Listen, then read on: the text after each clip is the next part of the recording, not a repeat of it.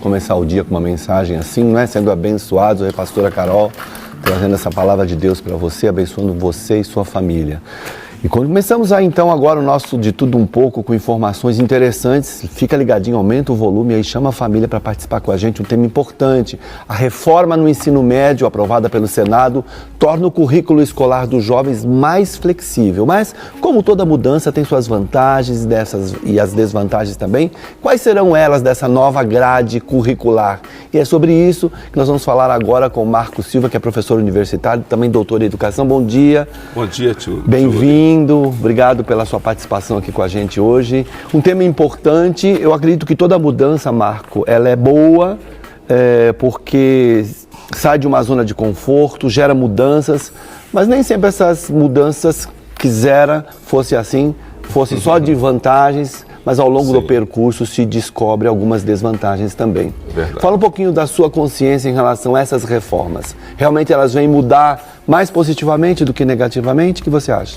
Olha, eu tenho dito muito, tio Uli, nos lugares que a gente tem conversado sobre a reforma, que a educação ela não pode ser vista como um produto que é apresentado no mercado para ser consumido. Educação é um processo de mudança das pessoas, de aprendizado, de transformação constante. Então, toda vez que a gente vai discutir alguma reforma no Brasil, e as pesquisas em educação já mostram isso, discute-se pouco com as pessoas envolvidas. Os principais atores, né? Que são os professores, claro, os pesquisadores em educação, e nós temos bons pesquisadores educadores em educação, em geral aí, né? Os educadores, a própria sociedade. Claro. Então, para que a gente tenha mudanças na educação significativas, independentemente do conteúdo, né, dos currículos propostos, é muito importante que as pessoas estejam envolvidas e construam um pacto de mudança. Os países que conseguiram avançar muito na educação conseguiram construir esse pacto social. Então, assim, o pecado talvez de origem dessa proposta foi essa ausência de discussão com a sociedade para garantir esse envolvimento. Não foi tão discutida como deveria, então? Como deveria, não. Quer dizer, a reforma, ela, com a saída da presidenta Dilma, o presidente Temer assume, e fizeram com um mês uma medida provisória, e essa medida tem força de lei, por ser medida provisória, e em 4 meses ela foi aprovada pelo Senado. É um tempo muito curto. Pouco tempo de discussão, com um país tão grande, claro, né? País de dimensões continentais e com a diversidade cultural absurda, né? Nós temos, por exemplo, na Amazônia, crianças que vão para a escola de barco. Meu Deus. Né? Às vezes vão andar de barco durante 5, 6 horas para chegar à escola. É um currículo totalmente diferente. Temos no Rio Grande do Sul uma outra estrutura, uma tradição alemã, italiana. Então, nós temos que pensar que um país de dimensões continentais, ele precisa de ter uma discussão muito ampla para garantir um pacto social que faça com que a educação avance. Na sua experiência, ou talvez o seu conhecimento com estatísticas, o nosso modelo de educação hoje, falando-se nessa reforma do ensino médio, é muito diferente de outros países? Sim. Vamos pegar algumas referências. A Finlândia hoje, que é talvez a educação, né, considerada por muitos a melhor educação do mundo. O modelo finlandês, ele não caminha na direção de quantidade de currículo, de quantidade de conteúdo. Lá eles não têm educação em tempo integral, mas eles fazem em metade do dia, muito bem feito o que tem que fazer. O Brasil tem caminhado hoje com a ideia de ampliação da carga horária. Então, você deve se lembrar, quando nós, né, que já passamos aí dos 30, quando nós estávamos, éramos estudantes, adolescentes, a gente tinha 180 dias letivos por ano.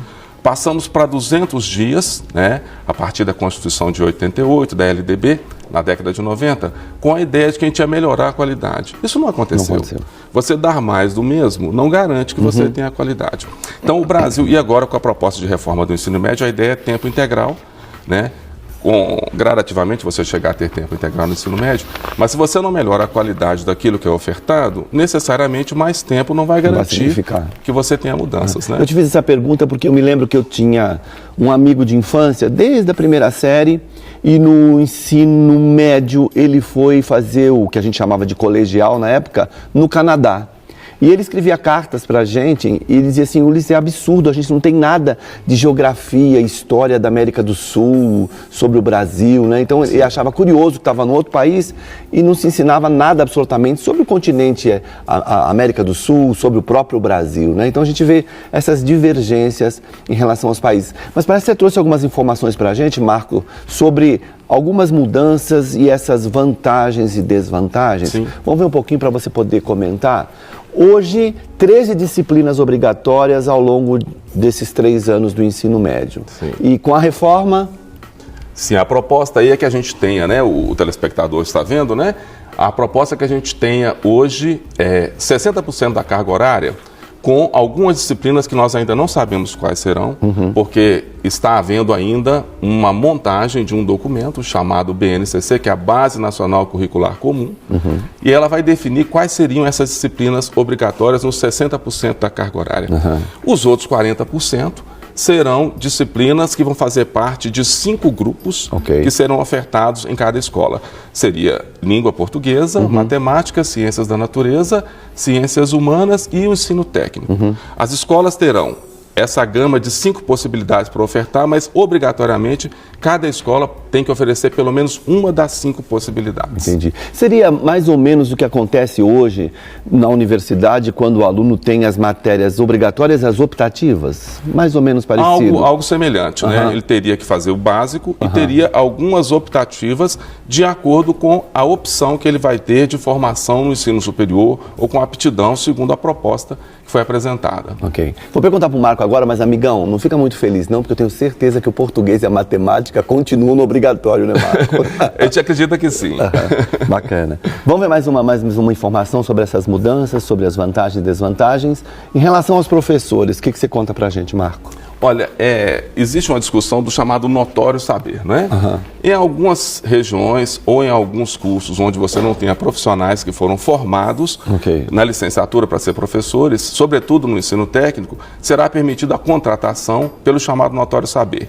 Alguém que tem um conhecimento muito grande em determinada área, de engenharia, de química, para lecionar em alguns desses cursos. Essa é uma mudança que a legislação anterior não permitia. Existe alguma vantagem nisso, você consegue resolver mais rapidamente essa demanda de profissionais. Por outro lado, existem muitas pessoas questionando que o magistério precisa ser encarado como uma profissão que exige uma formação.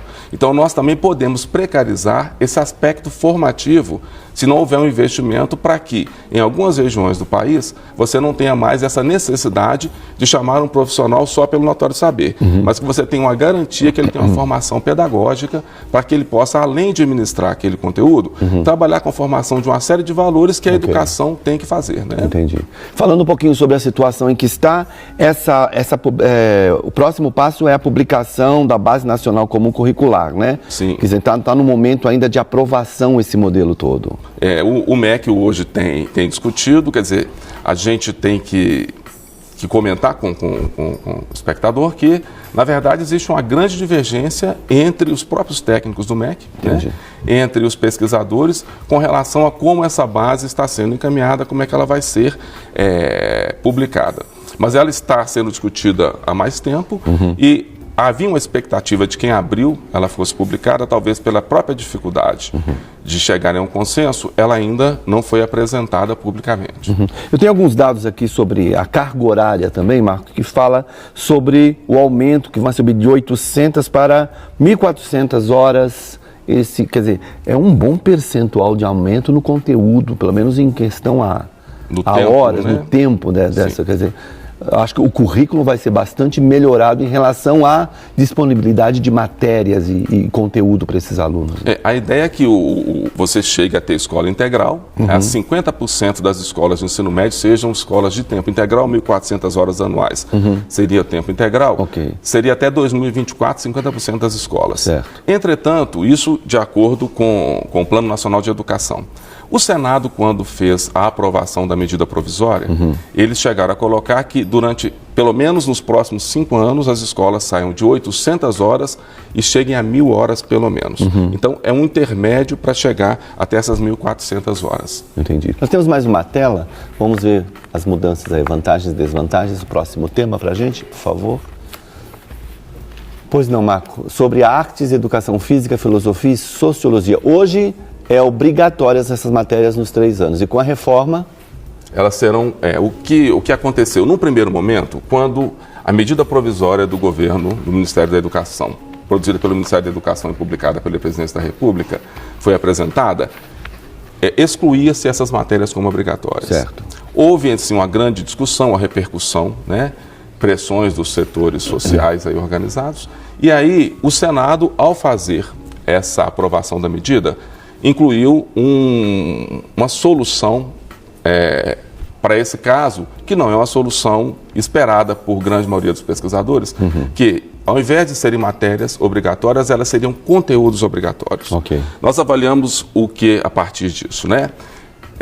Essas disciplinas não existirão obrigatoriamente, oficialmente, mas podem ser trabalhadas ao longo desses 3 anos e não há o mesmo status para essas disciplinas que haveria para a língua portuguesa, matemática e outras disciplinas que são de fato disciplinas.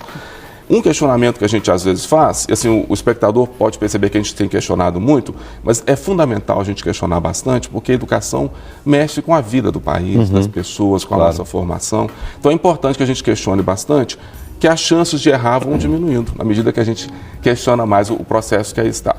Bom, na medida em que a gente tem essa transformação das disciplinas em conteúdos, elas ocupam um status menor, e aí um questionamento que a gente faz mesmo o engenheiro, será que ele não precisa de conhecer de filosofia, de sociologia, de outras disciplinas? Será que ele é apenas um técnico ou é uma pessoa que precisa de mais formação para viver nesse mundo nosso, né, tão conturbado, onde é necessário que as pessoas cada vez mais se respeitem, tenham princípios éticos, morais e se compreendam e compreendam a sociedade que nós vivemos. Então esse é um questionamento que se faz muito e há muito tempo, né, que o técnico deve ser bem formado dentro da técnica, mas deve ser formado como ser humano.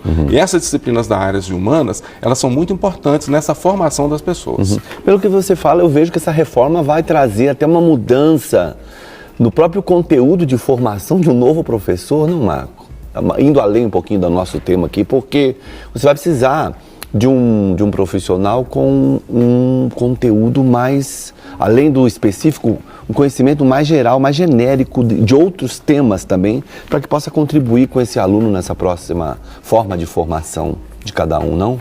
Se a gente for pensar que diversos conteúdos vão transitar talvez por um outros profissional, por um lado isso tem um lado positivo, né, na medida que as pessoas se tornam mais transdisciplinares, né, que elas parem de conhecer apenas o seu espaço, aquela determinada disciplina.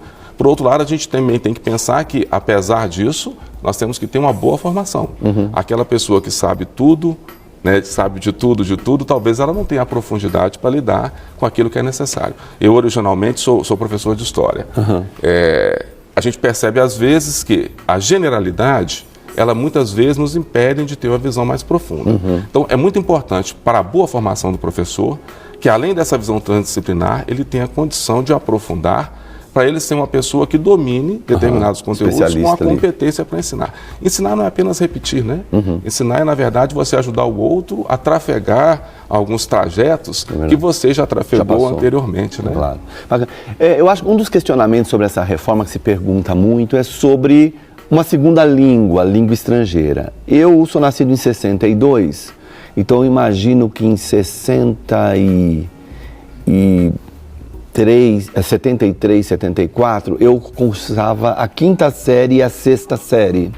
E eu me lembro que no colégio, na escola que eu estudava, 5ª e 6ª séries a gente tinha francês e 7ª e 8ª inglês. Se discute alguma coisa sobre essa segunda língua, porque eu não sei por que eu tinha francês. Talvez ela fosse mais importante na época do que o próprio espanhol. Mas há uma conversa sobre isso também, Marco? A proposta, né, a proposta aprovada coloca o inglês como obrigatório. Então, existe a obrigação de uma língua estrangeira que é o inglês. Anteriormente não existia a definição de qual seria a língua, né? Há uma sugestão, se a instituição de ensino tiver condição de ofertar uma segunda língua, a sugestão é que seja espanhol. Alguns questionamentos que são apresentados sobre isso, Tiuli, muitas vezes colocado o seguinte: o Brasil, sendo um país tão grande, né, com os seus mais de 200 milhões de habitantes, com tanta diversidade, talvez necessariamente não seja o inglês uma definição que sirva talvez para o país inteiro. Imagino que as pessoas que vivem hoje na divisa ali, Brasil, Uruguai, Argentina, o espanhol talvez seja mais interessante. Entendi. Alguns grupos indígenas hoje, né, que frequentam a escola regular, talvez a própria discussão da língua matriz indígena seja fundamental para esses povos, né? Então, existem alguns povos também, né, italianos no sul do Brasil, talvez seria interessante a discussão como primeira língua estrangeira, o italiano. Então, como o país é muito grande, engessar e criar uma possibilidade única, a gente acaba não percebendo como que essas manifestações multiculturais são necessárias de ser administradas dentro da escola e acaba engessando e impedindo que as escolas caminhem nessa perspectiva. Há uma avaliação econômica de que não vai ser muito possível, pensando a estrutura que nós temos hoje, econômica. Há uma dificuldade dos governos hoje, por exemplo, de pagar o próprio piso salarial do professor, que já não é alto, né? É verdade. Manter duas línguas vai ser muito difícil no país. Como, ao mesmo tempo, Tiuli, manter também escolas em tempo integral nem sempre é fácil, porque você, às vezes, não tem prédios disponíveis. Tem cidades do interior, né? Minas, nós temos mais de 800 municípios, 853. Tem cidades que você tem apenas uma escola de ensino médio que funciona em 3 turnos para atender toda Só para aproveitar, te interromper e fazer um parênteses aí, nessa conversa que a gente já se dá conta que foi pouco tempo para se ter, né, sobre a reforma, em algum momento se veiculou a hipótese de, se não for tempo integral, se aumentar mais um ano nesse ensino médio, ou não? Eu não vi essa discussão, não. A proposta lá não chega a falar disso também, não. Mas são questões que aparecem na medida que não teve a discussão. Nosso pouco conversa aqui já me passou essas hipóteses, quer dizer, a importância de se ter mais diálogo. Mas você, num balanço geral, a gente está chegando no final da nossa entrevista aqui, você vê que as vantagens superam as desvantagens ou necessariamente seria preciso um tempo maior de conversa?